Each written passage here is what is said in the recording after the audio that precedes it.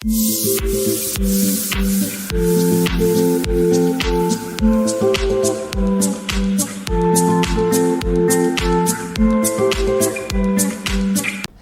selamat pagi Sobat Hijau. Selamat datang di podcast Doktor Ilmu Lingkungan Pasca Sarjana Universitas 11 Maret. Kali ini kita akan mengupas kisah inspiratif pejuang lingkungan yang telah memberikan banyak kontribusi besar bagi kehidupan dan keberlanjutan lingkungan, terutama di wilayah Kota Surakarta. Saya Cynthia, dan dalam episode kali ini kita akan berbincang dengan seorang tokoh inspiratif di bidang lingkungan yang kiprahnya sudah tidak diragukan lagi. Beliau adalah Profesor Dr. Prabang Setiono MSI, seorang akademisi, peneliti, dan aktivis lingkungan dari Universitas 11 Maret yang telah banyak melakukan penelitian dan gerakan nyata dalam menjaga dan mengkonservasi lingkungan hidup khususnya di Kota Surakarta. Hari ini kita akan membahas perjalanan beliau, tantangan yang dihadapi, serta isu lingkungan dan solusi dan harapan bagi Kota Surakarta ke depan. Jadi tetaplah bersama kami hingga akhir nanti. Oke, baik. Selamat pagi Prof. Prabang. Selamat pagi. Prof, mungkin dari sekian banyak pengalaman Prof malang melintang di dunia lingkungan ini, mungkin Prof bisa dari awal menceritakan bagaimana perjalanannya dan background Prof sampai menekuni di berbagai bidang lingkungan. Ya, yang jelas alasan akademis ya, karena memang saya kuliahnya memang di program studi ilmu lingkungan ya, bahwa program studi ilmu lingkungan itu kan merupakan program studi rumpun ilmu terapan. Sehingga ketika kita belajar, kita harus berpikir bagaimana untuk menerapkan sebuah konsep-konsep dasar gitu kan ya. Nah, dari situ kemudian saya harus punya berpikir bahwa lingkungan itu maju itu ilmunya ya karena dewasa karena sebuah permasalahan lingkungan. Jadi kita harus bagaimana permasalahan lingkungan itu jangan kita pandang hanya sebagai sebuah teori, tapi betul-betul sebuah studi kasus, kita datang ke sana, bagaimana kita kalau seandainya belum mampu, kita belajar lagi, sampai permasalahan lingkungan itu menemukan sebuah solusi kan begitu ya. Itulah metode pembelajaran di lingkungan, sampai saya itu istilahnya bagaimana agar jejaring lingkungan itu juga harus diperbanyak. Semakin banyak jejaring lingkungan, memang logikanya semakin banyak permasalahan yang kita hadapi ya. Dari situlah tantangan kita secara tidak sengaja, secara tidak langsung, kita sudah melangkah lebih ya. Bagaimana untuk menerapkan ilmu itu berbasis dari problem atau masalah yang ada. Baik Prof. Berarti tidak hanya kita tuh sekedar berhenti berdasarkan teori ya Prof, tapi yang paling nyata adalah bagaimana kita membuat problem solving yang sistematis dan berkelanjutan, maksudnya untuk diaplikasikan secara real gitu ya Prof. Dari sejauh ini pengalaman Prof kira-kira untuk secara global maupun secara lokal ya Prof di Kota Surakarta ini yang paling menarik itu isu lingkungannya apa Prof? Kalau di Kota Solo, karena Kota Solo ini kan kotanya sudah tua ya. Ketika kota tua berarti mereka itu sudah ada setting tata kotanya ya, kota tua. Kemudian di era modernisasi ini kebijakannya bagaimana agar kota tua dimodernkan. Nah, disitulah sebenarnya sudah ada dua kultur yang memang harus diakulturasikan, pasti akan menimbulkan gesekan-gesekan di bidang lingkungannya. Satu sisi istilahnya kota kalau seandainya menjadi situs ya kan, menjadi cagar budaya, padahal itu seharusnya untuk ruang terbuka hijau jadi terhambat kan begitu kan. Nah, sehingga ruang terbuka hijaunya Kota Solo itu ya mungkin prioritas yang memang harus dicarikan solusi. Harusnya kan 20% ya kalau seandainya skala kota.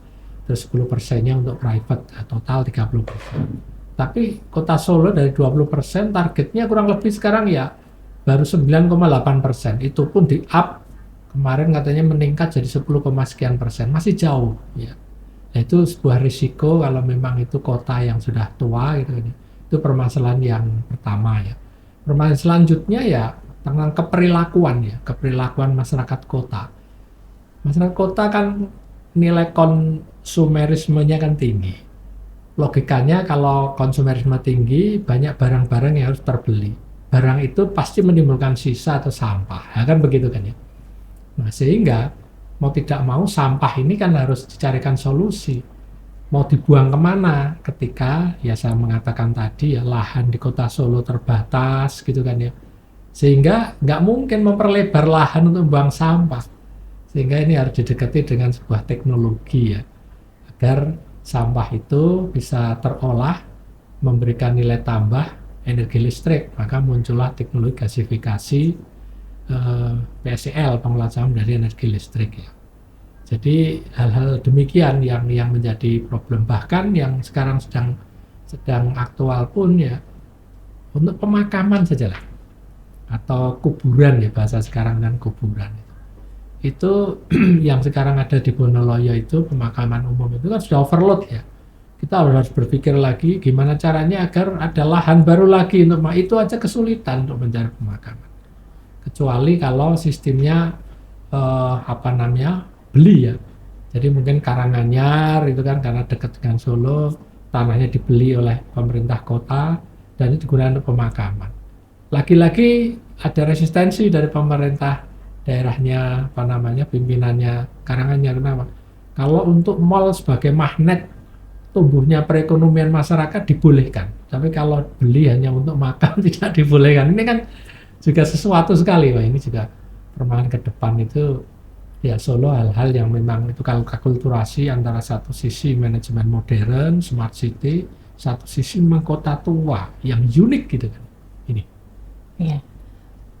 Untuk mungkin dalam pemikiran Prof. Prabang ya, inovasi yang bisa dilakukan untuk menggabungkan tadi Prof, yang dimana Solo itu tadi dikatakan sudah kota tua dan kemudian menuju modernisasi yang tentunya itu banyak konsekuensi ya Prof, karena pembangunan di mana-mana dan dihadapkan dengan tadi mungkin banyak bangunan yang harus dikonservasi karena cagar budaya dan lain-lain sehingga ruang terbukanya itu sangat-sangat sempit, Prof. Itu bagaimana pandangan Prof. Prabang?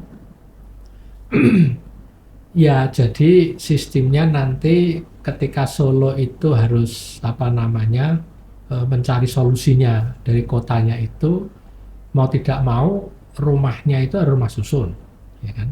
Jadi rumahnya rumah susun lagi, tidak bisa istilahnya rumah yang horizontal yang harus memperlebar tanah dan atau lahan gitu kan ya. Kemudian bagaimana agar Solo ini satu sisi magnetnya itu disebar. Sekarang ini kan jujur aja, Solo itu dari Solo Raya ya maksudnya. Mall yang paling banyak di mana? Ya dari Solo. Kemudian pasar yang dijadikan barometer harga pasar legi ya di Solo juga, magnet juga ini, ya kan. Rumah sakit seandainya yang paling modern dalam hal ini yang paling besar ya di Solo lagi kan gitu kan. Artinya magnet-magnet ini yang mau tidak mau kan ada gula ada semut kan. Artinya di sekeliling Solo Raya ini ada Sukoharjo, Sragen pada masuk ke Solo. Sehingga ya pada masuk ke Solo kan bukan tidak ada konsekuensi.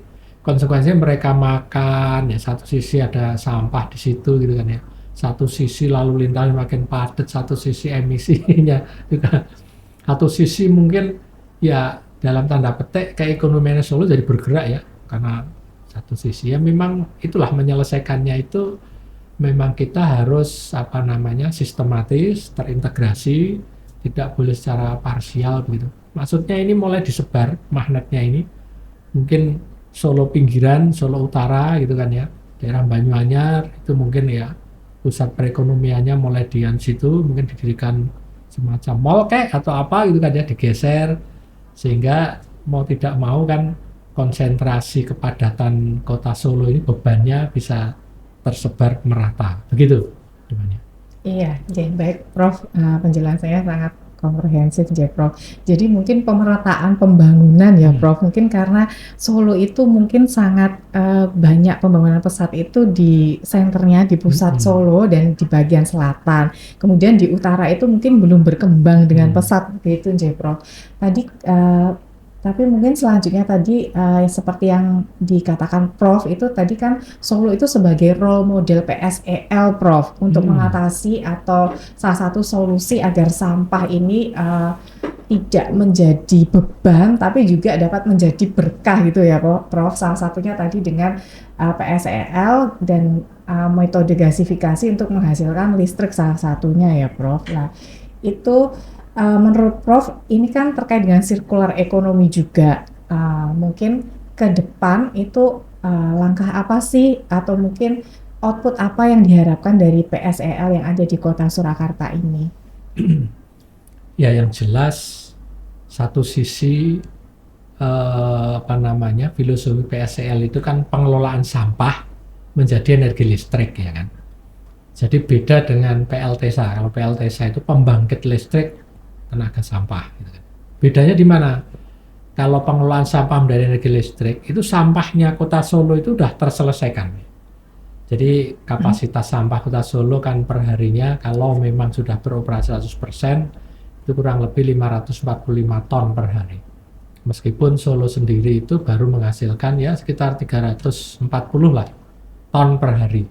Berarti kan defisit malah kurang sampah gitu kan ya. Kalau memang 100% sudah beroperasi, menghasilkan 8 megawatt ya, yang 5 megawatt ya di off-taker langsung dibeli oleh PLN, yang 3 megawatt untuk operasional internal itu.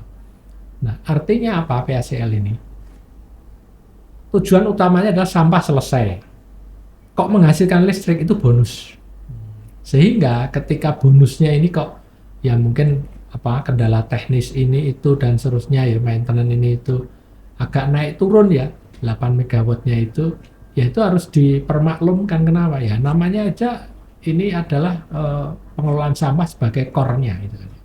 Beda dengan PLTSA, mungkin disejajarkan dengan PLTU, pusat listrik tenaga uap, pusat listrik tenaga panas bumi, dan mereka memang sesuatu yang ditarget aja berani, pokoknya target harus sekian megawatt, berani. Kenapa ya, karena memang batu baranya sudah terstandarisasi. Dan kalau sampah itu kan ya satu sisi sampah kita campuran, kualitasnya juga tidak bisa distandarisasi begitu kan ya. Jadi ketika ini menjadikan sebuah contoh sampah menjadi energi, ya saya kira sangat tepat. Maka Solo ini adalah salah satu yang dijadikan sebagai PSN ya, proyek strategis nasional. Sehingga ketika proyek strategis nasional, maka ya semua mata dan kepala ya pada melihat gitu kan ya, bagaimana operasional dari PLTSA ini sebagai problem solving permasalahan sampah gitu. Ya, baik Prof. Sejauh ini mungkin sampah yang masuk ke PLTSA itu berasal dari internal Kota Solo atau dari kota sekitar juga Prof. Dan semua jenis sampah itu dapat digunakan atau bagaimana Prof? Ya, memang prinsip dari gasifikasi itu kan termokimia ya. Tidak menggunakan bahan bakar seperti solar, listrik, tidak gitu kan. Jadi kita menggunakan teknologi termalnya itu maksudnya bahwasannya sampahnya itu tetap terseleksi. Sampah yang mempunyai mempan bakar. Dalam hal ini sampah organik, plastik pun juga mempan organik. Ya mereka mau tidak mau untuk yang tidak mempan bakar seperti halnya keramik itu kan ya, dari sisa bahan bangunan, kaca gitu kan ya. Terus kemudian besi, batu kerikil dan sebagainya, ya itu memang harus disisihkan karena itu tidak mempan bakar. Sehingga yang mempan bakar inilah yang mungkin dibuat semacam ya pellet lah atau RDF lah, reduced derived fuel, agar bisa mempunyai nilai bakar untuk bisa menghasilkan apa yang disebut dengan syngas tadi, digasifikasi. Syngas kemudian dikonversi menjadi listrik langsungan. Jadi tidak semua sampah plastik sampah campuran itu ya tetap harus diseleksi yang mempan bakar. Itu. Ya, oke, Prof. Prof, Solo itu kan juga terkenal sebagai kota budaya ya, Prof. Kalau kita bicara tentang lingkungan itu tidak terlepas juga dari aspek sosiokultural, Prof. Menurut Prof, tadi juga Prof mengemukakan salah satunya misal ada banyak pasar tradisional di kota Surakarta ya Prof. Salah satunya tadi sebagai barometer ada pasar Legi. Di samping itu juga ada pasar gede Prof yang mungkin bangunannya itu uh, suatu ikon gitu ya Prof yang mungkin harus dikonservasi lebih gitu. Lah menurut Prof dengan banyaknya tadi situs-situs cagar budaya, kemudian yang tidak mungkin tidak boleh dialihfungsikan atau mungkin harus kita jaga itu terkait dengan sosiokultural aspeknya di masyarakat itu bagaimana Prof untuk kemajuan Kota Solo menghadapi perkembangan yang ada? Ya, yang jelas Solo ini mau tidak mau itu harus membangun sesuai eranya. Itu artinya membangun sesuai eranya itu ya kita tidak bisa istilahnya terlalu konservatif ya dengan budaya lama gitu kan ya.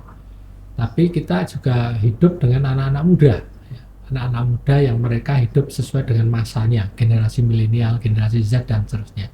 Maka dari itu sebuah smart city itu sebuah keniscayaan ya.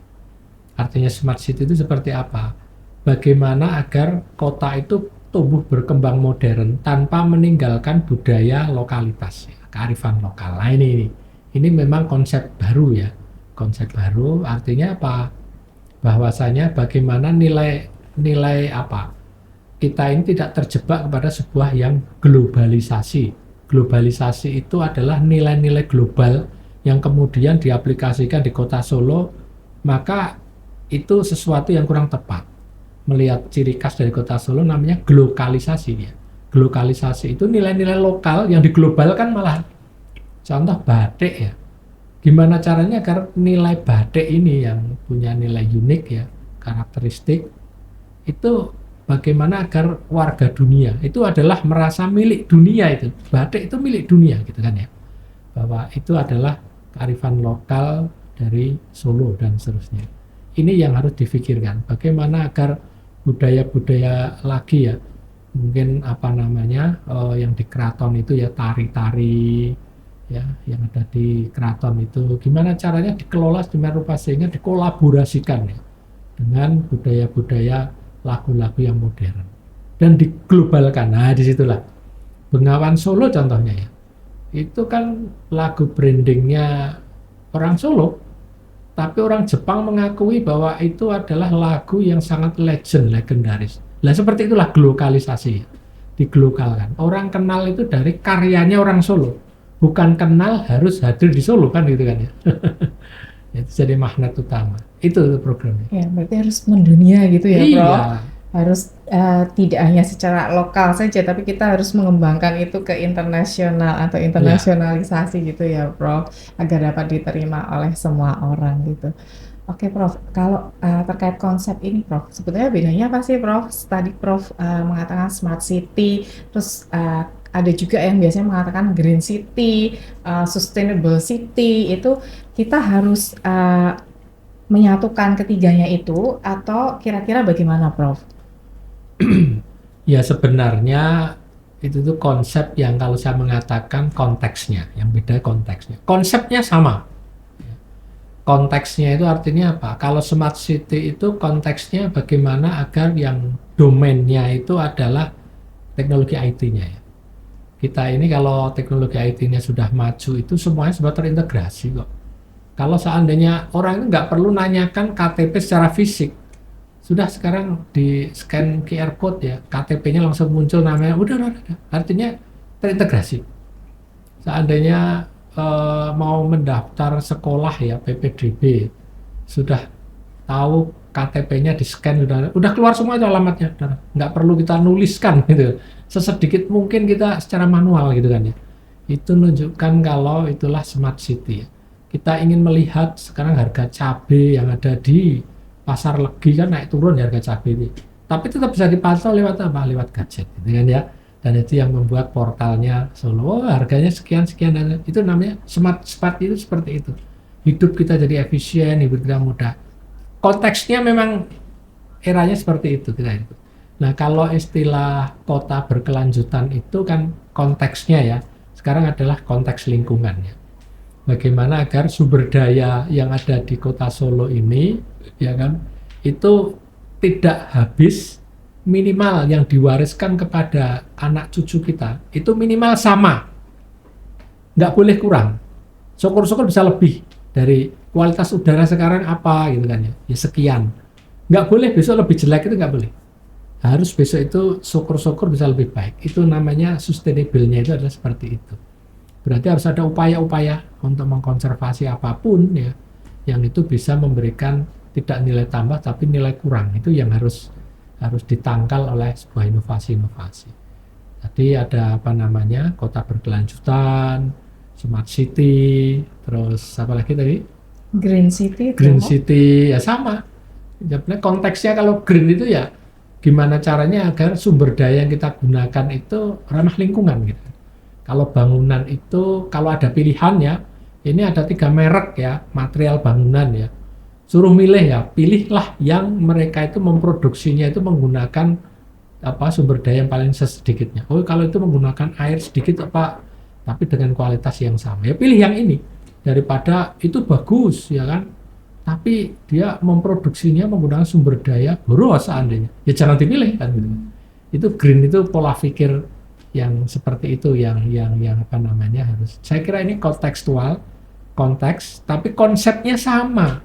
Agar kota itu tetap bisa hadir melayani ya kan, melayani masyarakat agar kualitas hidupnya itu menjadi lebih baik, kualitas hidup loh ya. Ini konsepnya sama. Hanya konteks-konteksnya itu yang berbeda. Itu. Oke. Berarti harusnya tuh bagaimana sebuah kota itu bisa menyajikan ekosistem service gitu ya, Prof, Iya, untuk meningkatkan kualitas kehidupan yang berkelanjutan gitu, Prof. Jadi, menarik sekali, Prof, berbincang dengan Prof. Kemudian mungkin terkait regulasi, Prof, atau policy terhadap aktivitas-aktivitas yang ada di lingkungan ini, menurut Prof, bagaimana regulasi kita mengaturnya? Apakah sudah fleksibel dengan kondisi real yang ada dan tuntutan yang kita hadapi ke depannya, Prof? Sebenarnya begini, kalau kita bicara regulasi itu, kalau saya mengatakan itu sudah di atas standar. Artinya apa? Ada komparatornya ya, ada pembandingnya. Di luar negeri itu regulasi itu tidak sebanyak kita. Tapi kenapa kok mereka bisa lebih tertib? Nah kan begitu kan ya persoalannya. Tapi di kita regulasi itu banyak ya, diproduksi banyak. Sampai saya lupa kadang ini keluar ini revisi. Kadang saya mau tidak mau harus minta bantuan googling ya, nyari itu, saking banyaknya gitu. Nah artinya bahwasanya regulasi ini kan memang ya bisa kita katakan sebagai sebuah tools ya, sarana untuk mengatur sebenarnya masyarakat agar bisa lebih tertib dan terukur, sehingga ketika ada sengketa atau apapun ya, ketika ada regulasinya kan jadi hitam putihnya jelas itu, ada regulasinya enggak dan jelas. Ya memang saya akui, cuman ketika regulasinya ini mungkin belum efektif untuk membentuk sebuah budaya ya, peradaban ya, maka ya kita perlu regulasi ini dikombin. Kalau saya mengatakan dikombinasikan ya, dikombinasikan bagaimana agar regulasi ini secara tidak langsung mendrive ya, mendorong agar budaya tertib ini ada sebuah kemajuan gitu. Regulasi pertama budaya tertibnya baru level 2, nggak apa-apa. Regulasi kedua budaya tertibnya menjadi level 4, nggak apa-apa, tapi kan targetnya itu tetap jangan sampai banyak regulasi tapi kok budaya tertibnya kok status quo gitu kan ya. Ini berarti ada yang salah ini. Artinya apa? Regulasinya tidak membumi gitu kan. Tidak membumi. Lah ini yang harus dikoreksi, apalagi permasalahan lingkungan itu kan ya. Jadi standar regulasi itu sebenarnya standar bagaimana merubah sebuah peradaban atau budaya tertib lingkungan itu. Itu. Mungkin yang ini ya, Prof, terkait mindset juga ya, Prof. Betul ya. Jadi tidak hanya regulasi itu berhenti di atas tulisan, di atas dokumen gitu, tetapi bagaimana dengan regulasi itu kita dapat merubah mindset Ya. gitu ya, Prof ya. Betul, setuju saya. Oke, baik, Prof. Oke Prof, mungkin ini yang terakhir ya Prof. Ya, Tadi sudah luar biasa sekali semua yang disampaikan oleh Prof dari awal. Bagaimana harapan Prof gitu terkait dengan permasalahan, kemudian penataan lingkungan hidup yang ada di Indonesia dan khususnya di Kota Surakarta, Prof. ya, harapan saya di kota Solo ini ya, bagaimana menyatukan 3K. 3K ini agar selaras, serasi, seimbang, senada, seirama, dan selamanya. 3K itu apa? Satu, kontainer. Kontainer itu wadahnya. Wadah kota Solo ini ya, yang ya sudah apa namanya, dengan letak titik koordinat, batas administrasi seperti itu gitu kan ya. Kontainernya itu dengan daya dukung seperti itu wadahnya ya, daya tampungnya yang seperti itu, ya sudah kita syukuri bahwa apa adanya memang seperti itu. Jangan berpikir menjakartakan kota Solo, ya kan, membandungkan kota Solo, artinya itu tidak sesuai dengan wadahnya. Wadahnya udah seperti ini, khas wadah dengan daya dukung daya tampung seperti itu. Kemudian K yang kedua adalah konten, isinya. Mau diisi apa? Melihat wadahnya yang seperti itu, ya kan? Isinya harus pas. Jangan sampai antara wadah sama isi kok tidak support, timbang. Seperti halnya sebentar lagi kita mungkin lebaran ya, 13 hari lagi. Sering kita melihat ketidakkonsistenannya antara wadah sama isi. Jadi kaleng kongguan isinya rengginan. Ini kan sesuatu yang tidak pas kan? Wadah sama isi kok nggak pas. Ini pasti ada konsekuensi logisnya kan. Kalau kaleng kongguan ya isinya roti kongguan. Saya sering ketipu itu kalau disuguhi, waduh isinya ini. Jadi maksudnya kaleng kongguan isinya roti kongguan, kaleng rengginan ya isinya rengginan, jangan malah diisi roti kongguan. Nah, tadi kontainer, konten, dan konteks tadi. Jadi konteks itu ya kalau memang sekarang eranya era IT, generasi Z sama generasi milenial memang mendominasi begitu, atau sekarang generasi alpha juga sudah mendominasi. Ya jangan kemudian kebutuhan mereka dinomor duakan, karena mereka generasi yang akan menggantikan kita. Mereka tetap bahwa Solo memang butuh modernisasi gitu kan ya. Ya tetap kita modernisasi. Ada mall ya memang kita sediakan mall. Tapi bagaimana mall yang ramah lingkungan. Kan gitu kan ya. Kemudian kalau ingin spot station seperti halnya di Manahan yang ingin dimodernisasi ya. Bagaimana agar olahraga di situ itu istilahnya olahraga yang modern dan seterusnya. Kenapa tidak kita sediakan, ya kan? Jadi demikian antara kontainer, konten, dan konteks itu harus diselaraskan. Saya kira itu. Jadi Prof, menarik sekali ya 3K dari Prof Prabang, kontainer, konteks, dan konten. Jadi harus selaras, tidak boleh tadi seperti tipu-tipu kayaknya di luarnya adalah kaleng kongguan tetapi dalamnya adalah rengginang. Jadi Prof. Oke, baik Prof. Terima kasih banyak Prof Prabang atas waktu dan inspirasinya untuk pendengar pada sesi kali ini. Semoga apa yang disampaikan oleh Prof Prabang dapat menjadi motivasi bagi kita semua, dan ingat bahwa perubahan dimulai dari diri kita sendiri. Sampai jumpa di episode podcast selanjutnya. Selamat siang dan selamat beraktivitas. Wassalamualaikum warahmatullahi wabarakatuh. Waalaikumsalam. Sampai jumpa. Ya.